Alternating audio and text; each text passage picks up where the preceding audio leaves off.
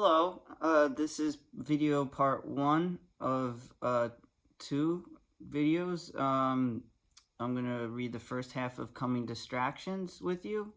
On page 203, the cover page, title page, it says Coming Distractions, Questioning Movies. Okay? So that gives us a hint about what it's probably gonna be about. Okay? A little bit. The essential question is, how are movies a form of communication? So as we're going through this, I want you to think about that. How are movies a form of communication? Okay. Page 204. Movies are fun. There's no doubt about that. But sometimes movies don't give us the whole story. And that could be a problem. But never fear, there's an easy way to make sure we aren't influenced without knowing it. Think about what you see and ask questions. What is left out of the message? Every time cinematographers look through their camera, they frame their shot. They focus on one thing. But just as important as what is in their frame is what isn't.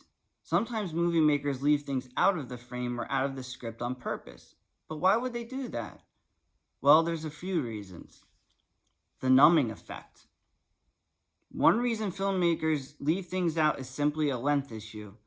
If our legs fall asleep because the movie's too long, we're not going to like it. Movie makers have to decide what to keep in and what to cut.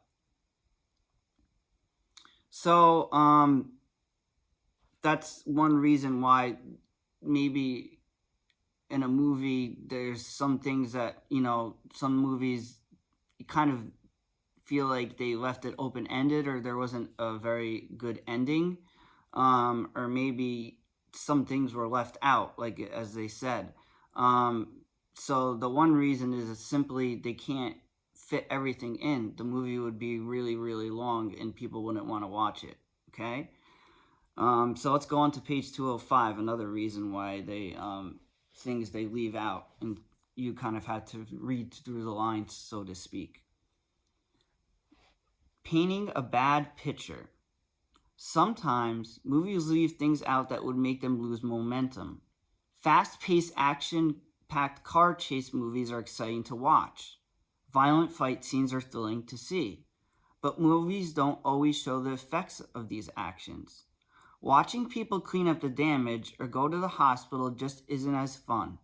So even though the movie is entertaining, we have to remember that is not really how things would go down in real life.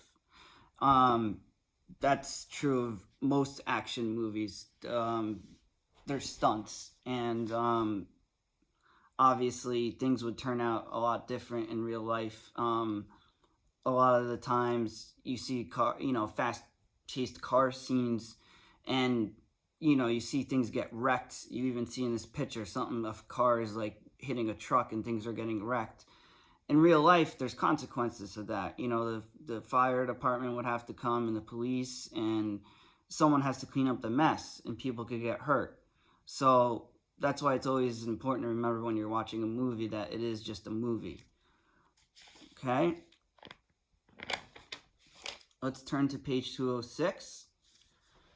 It says, painting a pretty picture.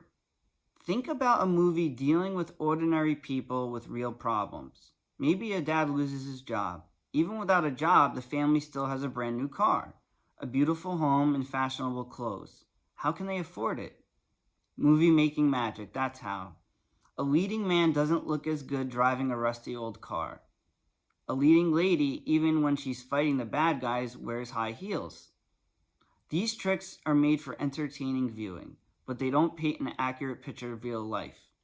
So, of course, in real life, if like they said, a leading lady, she's not going to wear high heels if she's in a fight. That wouldn't be very effective attire to wear, right? But they do it for the effect. They do it for the dramatic effect. They want to make it exciting. They want to make it look cool. So that's what they could do in the movies. They could do things that aren't possible in real life.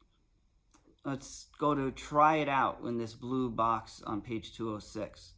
Imagine you're writing a screenplay about your life. It's getting long, so you have to decide what to leave out. Make a list of things you would not put in a movie about you. Here are some things to consider. Do you show your bad habits? Why or why not? If you don't, does that change the story of the real you? Do you include situations where you got into trouble? Why or why not? Just things to think about. You don't have to write anything. But just think about, if you were making a movie about your life, what would you leave in and what would you leave out? Because that's what directors have to decide, if they're going to leave things in or out, okay? On page 207, it says, how does the message get my attention? Let's go back to the essential question. How are movies a form of communication?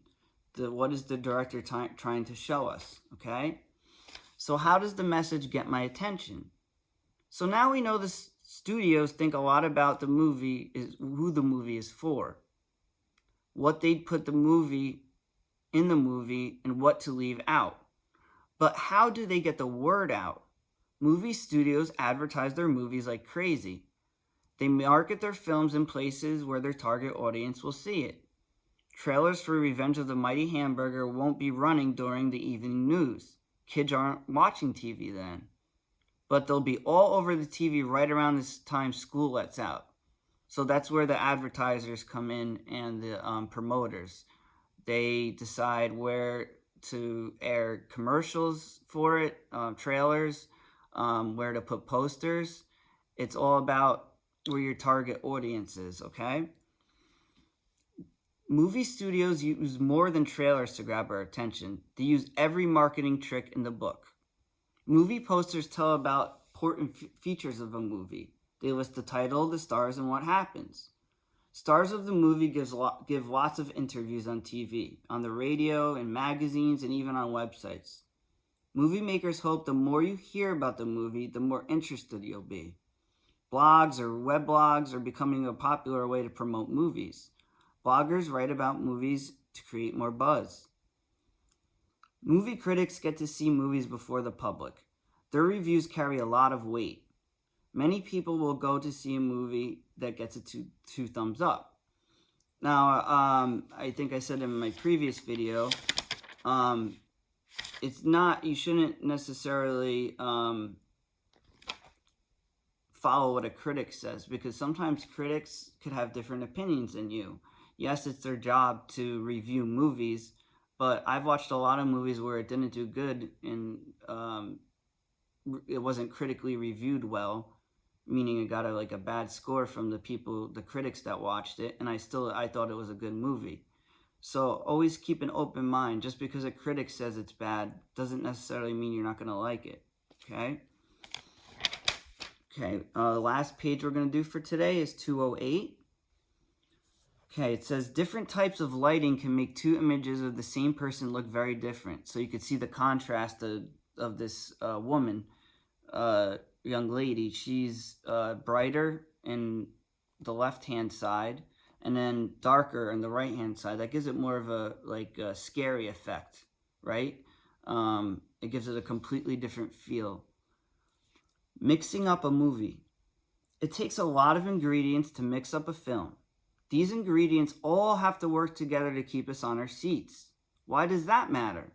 Well, if we aren't interested, we won't buy the products featured in the film or tell our friends to buy tickets.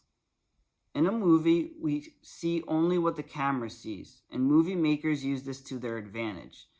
In a scene in Jaws, the director wanted the shark's point of view, so the camera became the shark. When the shark moved, the camera was panned. We don't see the shark, but we know it's after the swimmer. The position of the lights can tell us a lot about what's happening. A character in a well-lit area is safe and happy. When a person's face isn't half in a shadow, half in a light, we know she's doing something evil. Okay?